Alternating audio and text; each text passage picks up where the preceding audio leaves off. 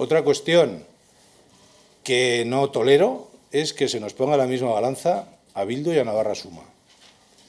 En Navarra Suma está UPN, y UPN ha sufrido en propias carnes los atentados de ETA y la presión de Bildu.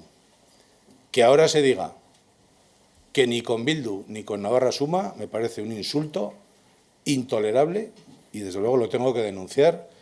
Y para mí, en fin, no sé cómo decir si es un antes y un después, aunque de verdad es que para mí es muy importante que se haya puesto en la misma balanza, cada uno en un lado de la balanza, a Bildu, a Batasuna, que sigue sin condenar a ETA, y a Navarra Suma.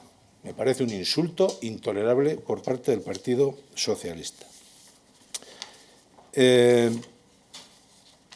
Quiero insistir en la misma cuestión que he dicho antes porque la quiero reiterar.